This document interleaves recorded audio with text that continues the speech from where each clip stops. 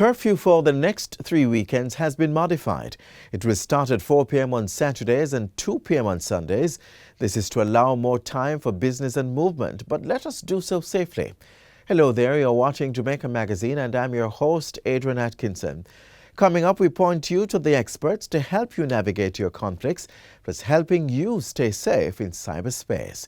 There's more, so stay with us. Jamaica, we are in the throes of a pandemic. COVID-19 cases are on the rise. COVID-19 related deaths are climbing. COVID-19 bed capacity at our hospitals has been maxed out.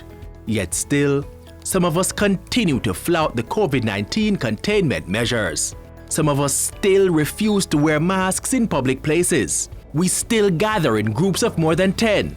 We still break the curfew hours. And we still attend illegal parties. Wise up! Take responsibility for your health. Safeguard the health of your loved ones. Obey the COVID-19 protocols.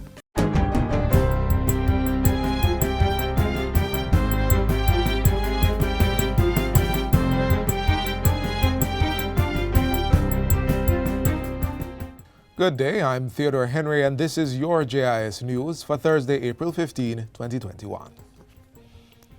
Jamaica is set to receive a shipment of 55,000 doses of vaccine shortly under the COVID-19 Vaccine Global Access or COVAX facility. Health and Wellness Minister Dr. Christopher Tufton gave the update during his ministry's weekly COVID conversations on Wednesday. We do have some limited stocks now, and so come Monday we will begin the process of to inoculate others, but it will be the regular routine phase 1, phase 2 process with the blitz to come later on. And the next blitz would have to be influenced by another shipment, which we anticipate we will get in a week. In the meantime, Dr. Tufton says the ministry exceeded its vaccination target for the 5 days of island-wide blitz activity by 12%.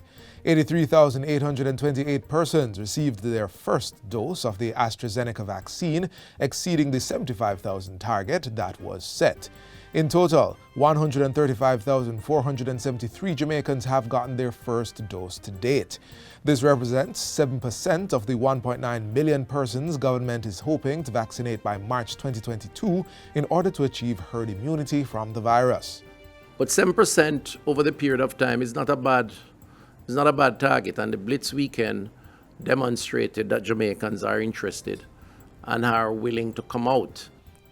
Dr. Tufton says an assessment of the Blitz operation will help to generate a more efficient plan for the next Blitz to come and puts the country in a better position to achieve its herd immunity target.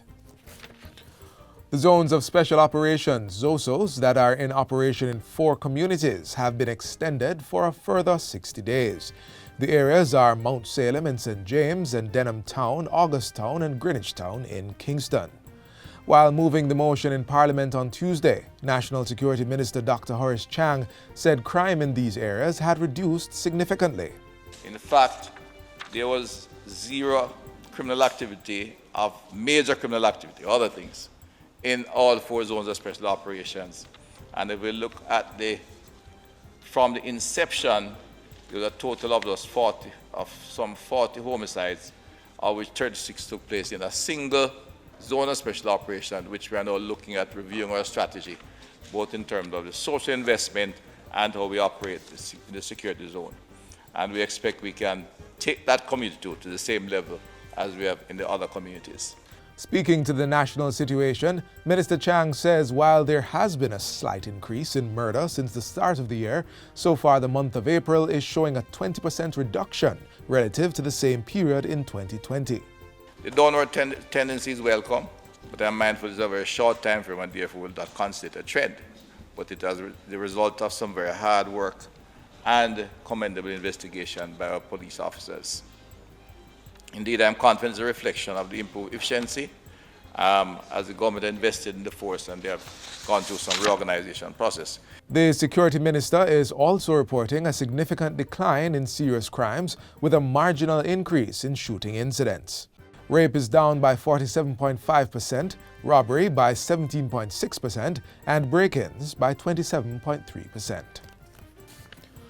Farmers in South St. Elizabeth will now have better access to water after the Agriculture Ministry commissioned two 6,000-gallon water trucks last Friday.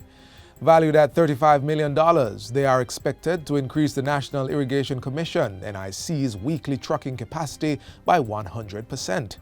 Agriculture Minister Floyd Green says the new trucks will improve service time for water delivery and expand the reach to farmers in areas such as Top Hill, Southfield, Congo Hole, Seaview, Santa Cruz, Middlesex, Slipe, Burnt Savannah, Mountainside, Billy's Bay, Treasure Beach, and Sandy Bank.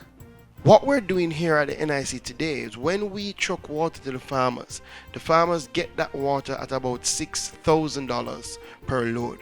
So you can see the significant difference in terms of investment and in terms of cost to the farmer, and that plays out in terms of the return that the farmer gets, because what we're doing, we're lowering their cost of production so that they can get greater returns so they can reinvest in their business. This initiative is part of a wider drive by the ministry to bring water to more farmers in St. Elizabeth, Manchester, and other areas. We have already done the feasibility study to bring water from the Black River to serve the entire belt. We are now actively pursuing financing. We have approached the French government and the discussions are sounding very, very good, and we do expect to be able to update the country shortly on those plans. Additionally, loading bays of the NIC are to be expanded to include separate stations for accommodating smaller vans or trucks to reduce their turnaround time and cost. Cabinet has given approval for China Harbour Engineering Company Limited, CHEC, to be the main contractor for the implementation of the Montego Bay Perimeter Road project. Information Minister Favour Williams made the announcement during Wednesday's post-cabinet press briefing, adding that the National Road Operating and Constructing Company, NROC, will be implementing the Government of Jamaica-funded project. The Ministry of Economic Growth and Job Creation entered into a contractual agreement with CHEC for the design, build, contract of the project, including Perimeter Road, Barnett Street / West Green Avenue upgrading, and Long Hill Bypass in the amount of US $220 million. At the same time, Cabinet has approved the reassignment of responsibility for the certification of drivers and oversight of the repair and maintenance of government vehicles from the National Works Agency to the Island Traffic Authority. This better aligns with the capabilities of the Island Traffic Authority and allows the NWA to focus mainly on roadworks and the other similar infrastructure activities. Also coming out of this week's Cabinet meeting, approval has been granted for the Black River landscape in St. Elizabeth to be designated a protected area under the Natural Resources Conservation Authority Act 1991. Cabinet also approved the issuance of drafting instructions to the Chief Parliamentary Council for the preparation of the order designating the Black River Protected Area. The designation of the proposed Black River Protected Area is intended to preserve the natural and cultural heritage of the area, including the swamp forest, mangroves, beaches, seagrass beds, and coral reefs, which provide habitat for wildlife and support sustainable livelihoods. The Information Minister says this designation will also help Jamaica meet some of its national and international commitments with respect to the protection of inland water, marine and terrestrial ecosystems, and heritage sites. Presently, 15% of marine and 18% of terrestrial ecosystems within the jurisdiction are protected under law. And finally, Minister of Local Government and Rural Development Desmond McKenzie says Jamaica is organizing support for St. Vincent and the Grenadines, which is now being affected by the erupting La Soufriere volcano. In a press release yesterday, Minister McKenzie said he was working closely with the Ministry of Agriculture and private sector partners, including the Jamaica Manufacturers and Exporters Association, to finalize relief efforts. He said Jamaica had been in contact with the government of St. Vincent and the Grenadines to organize logistical and other forms of support. An account has also been opened at the National Commercial Bank, Oxford Place branch, to accept donations from the public. And that's it for JIS News Today. I'm Theodore Henry. Thanks for watching.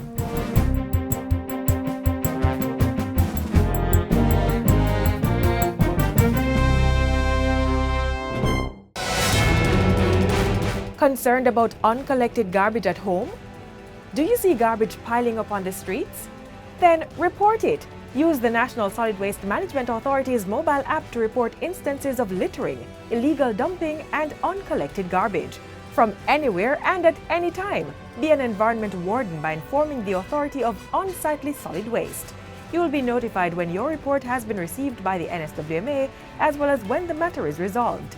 Download the app from the iOS or Android app stores by typing in NSWMA. Play your part, as Jamaica's beauty is everybody's duty. It was Thomas Krum, a presenter on conflict resolution and stress management, who said, "The quality of our lives depends not on whether or not we have conflicts, but on how we respond to them. And one way of responding to conflicts is getting professional help. For example, from the Dispute Resolution Foundation."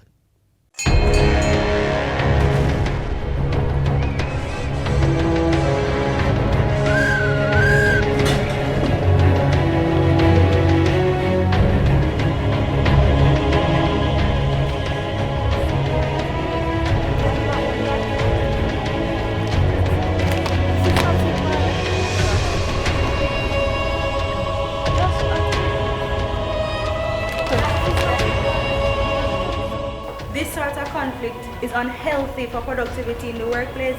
You guys can't continue like this. And she come in the morning and I'm trying to show her, and she just acts like idiot. Alright, so here what?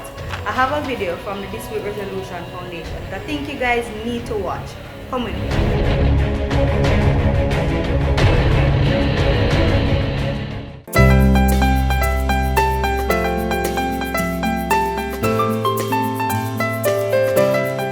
A conflict is at its most fundamental a disagreement.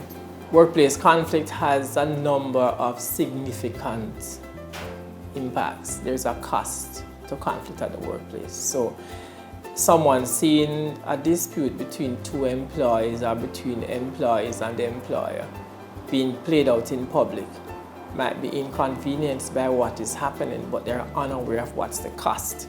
There are all kinds of costs, from personal costs, health costs, reputational costs, to financial costs. So conflict can impact somebody at the workplace. It can impact the production and productivity of the business. If you think of it, any workplace could find that between a supervisor or just between two employees, there could be an unresolved conflict, and it affects how they work. So if we have to work in a way that says your work is affecting mine and vice versa, and we're not getting along, then over time what will happen is that we tend not to be very productive because we're not communicating with each other, we're not responding, we're not engaged. So it affects the organization's relationship internally, it affects the dynamics of that, it affects productivity, it affects communication, it affects a number of things. So simple things like management decisions may be impacted by conflict at the workplace. mediation is very, very important in order to solve conflicts like these and to ensure that we have productivity. Conflict resolution is a very broad term used to describe different approaches to try and manage conflict when conflict occurs. So mediation is just one of those processes, a very structured process in which a neutral third party who is trained helps disputing parties to come to a resolution of their dispute. Now, at the workplace, that will be helping them to negotiate. So they may be unable to negotiate by themselves, so they may get somebody who is external to each of them to help them to resolve that dispute, and that person would play the role of a mediator. So guys, this is where I come in, to sit with you both and to discuss the issue further. But before we get to the meat of the matter, there is just one more point to note. Now, in order to do that, the mediator has to have some very effective communication skills. So how does the mediator communicate? And communicate in a way that includes both verbal and non-verbal, but at the same time interpreting what is it that the verbal and non-verbal cues that are coming from the parties. What are those cues saying? So the mediator has to be very effective at communication. Now, helping the parties to communicate may be a part of the communication, the larger communication skills of the mediator. However, at a particular point in time, mediator has to help the parties to negotiate. So the mediator has to be au fait with what negotiation is about, how are the parties negotiating, and help them to be able to negotiate in a way that settles the dispute that they have. Alright, so as you guys can see, conflict, it's not new. Today was probably the first for you guys, and it maybe won't be the last. But based on the video that you've just seen, you can now tell the true effect of what conflict can do within the organization. So you see, it's very important for you to practice mediation and proper conflict resolutions. Now, having seen and heard all of that, what really happened today?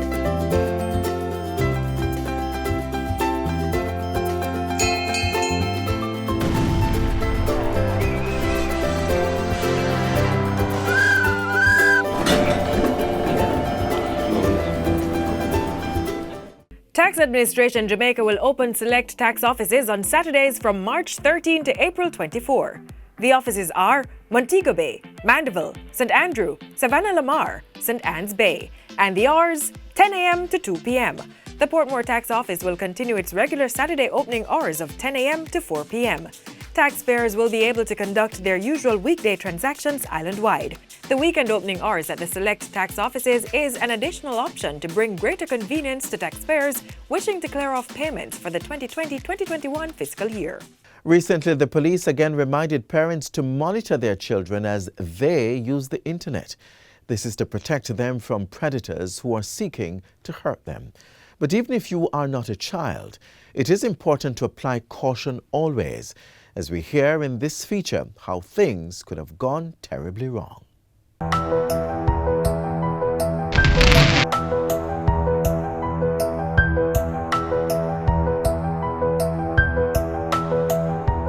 I'm Tony Anlati, and I am a victim of cybercrime.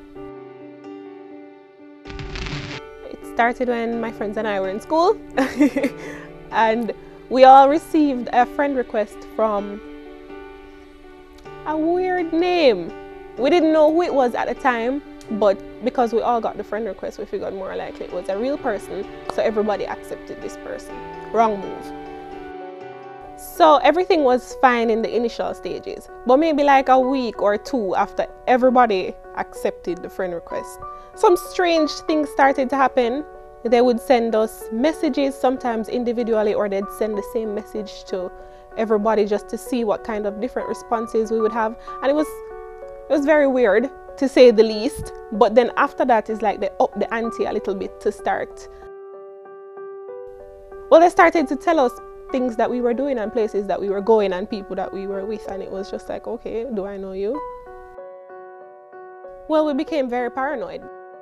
It's sensitive information that this person is telling you, it's places that you never really announce it to people that you're going here. So when you see somebody send you a message to say, oh, you're here with this person and this person, you start to look at your friends now like, it's you, I know you're playing with me. You just talk the truth and let's move on. But it wasn't any of them. When everything happened, at that time we had a lecturer who was a DSP. So we started to get advice from him, asking, what to do, and at that point he told us that the best thing to do is stay as safe as possible, and so we started to leave school extra early. But we sort of just took matters into our own hands to try and find the person ourselves. We Googled how to trace IP addresses, and that's how we found out that the person who was doing this was actually a member of the school community, or they would be attached to the school Wi-Fi at the same time that we were at school. Eventually, it stopped because we made an uproar about it in spaces where we suspected the person was. So we began to speak very loudly about it. We let them know that we would be pressing charges and we'd go out with a bag of things. We didn't know who the person was, but we figured more likely that they heard us loud and clear. To this day, we don't have a definitive answer as to who the person was. Yes, we have our suspicions. But I can't really point at somebody to say, you are the person who was doing that. And that's a little scary to me. Looking back now, I think we all would have been much better off and a lot less paranoid if we kept ourselves to ourselves and only added people on social media that you know for a fact are your friends. If somebody doesn't have a profile picture, that's probably not somebody that you want to share your information with. To everybody else, I just say, be very careful on social media, because things and times have changed and there are some people out there with really malicious intent. So you just have to be very, very careful, be observant, be vigilant.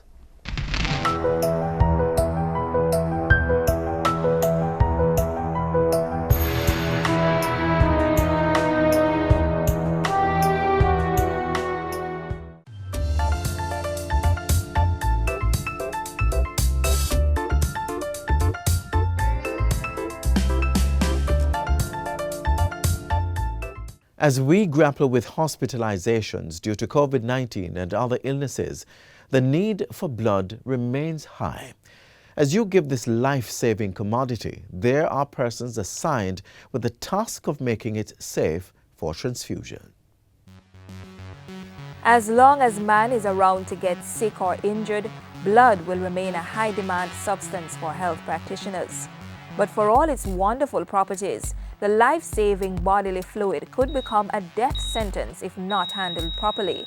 For those who need their supplies boosted, health workers cannot simply hook up a needle and feed the red and white cells from another individual straight to the needy bloodstream. It's not just a simple matter of collecting blood, finding out what the group is, and then passing it on to the recipient. There are lots of other things that go into providing safe blood.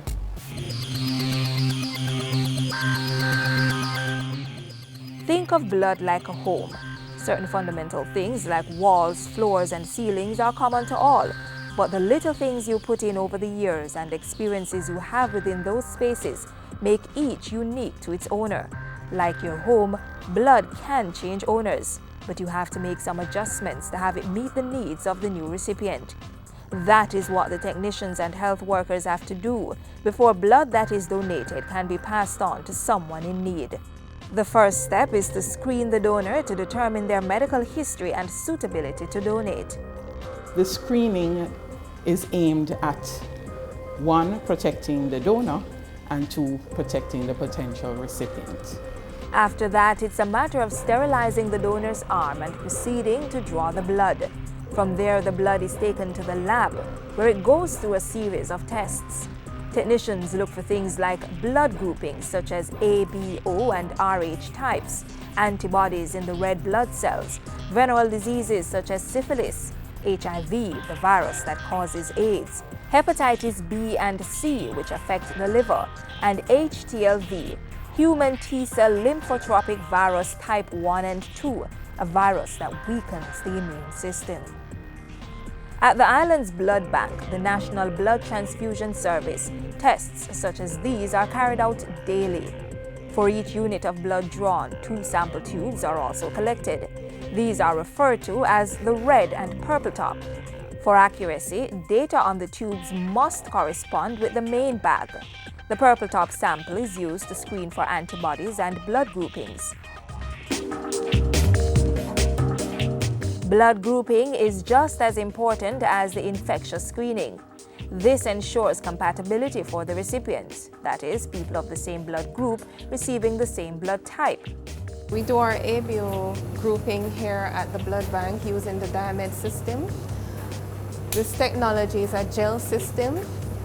It has microtubules, otherwise we call it as wells, and it has our anti-sera already in these wells. A drop of the donor blood is placed into each of these wells. It is incubated and put in a machine that spins the substance at a high speed. After this process, a reading is given. This is an example of a blood group.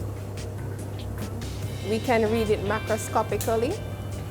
This is reading O negative based on the cells that are seen here. In VDRL testing, which checks for syphilis, a small amount of the serum or the white part of the blood is dropped into a tube and then incubated at 56 degrees Celsius. After 30 minutes, it is taken from the incubator, placed on a slide, mixed with an antigen, and then rotated at 180 degrees for 4 minutes. The slide is then placed under a microscope for reading. A positive sample for syphilis would show signs of lumps or flocculation. Samples from the main lab are taken over here for the human immunodeficiency virus HIV screening, as well as the human T-cell lymphotropic virus HTLV and hepatitis B and C screenings. The different reagents or chemical compound for each of these viruses are added to the blood samples and placed in this machine. The reagent will cause a color change to the sample, indicating a positive reading. Basically, it interprets this color change to a numerical value, which we can quantitate. Either if it's positive, it tells us the degree of positivity based on the numerical value, and if it's negative, we also get a numerical value, but we also have a cutoff value which can tell us whether it's negative or positive.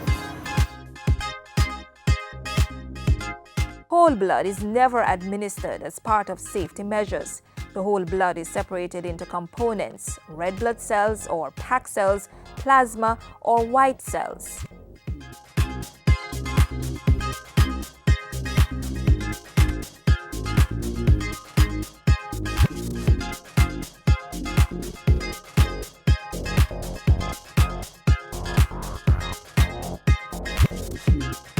If you had a patient who was anemic, who is in heart failure, and you gave whole blood, you're giving that person a lot of plasma unnecessarily.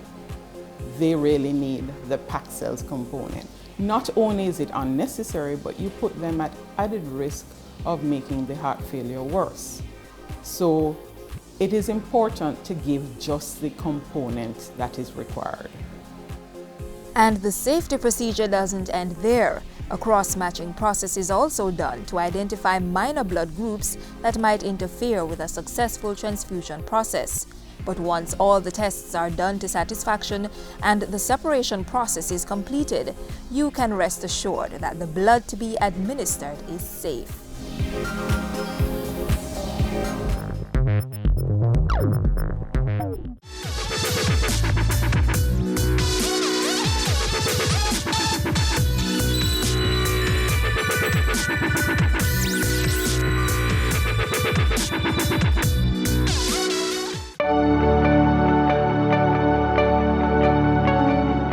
Weekend lockdowns will be modified for the next 3 weekends.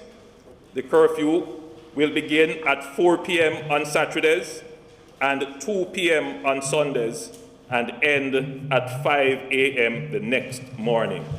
So for Saturday, April 17th, Sunday, April 18th, Saturday, April the 24th, Sunday, April 25th, and Saturday, May 1 and Sunday, May 2.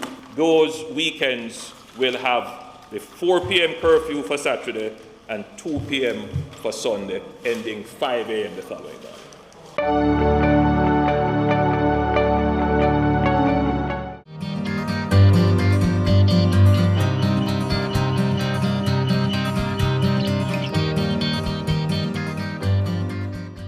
This is where our journey ends, but only for today. Do join us again tomorrow when we'll bring you another informative program. In the meantime, stay connected via our website, jis.gov.jm. And while you're online, send your feedback to Jamaica Magazine at jis.gov.jm or via tweet at JIS News. You may also find us on all the major social media platforms and through our mobile app that's Android and iOS compatible. On behalf of the entire production crew, I'm Adrian Atkinson. Do take care.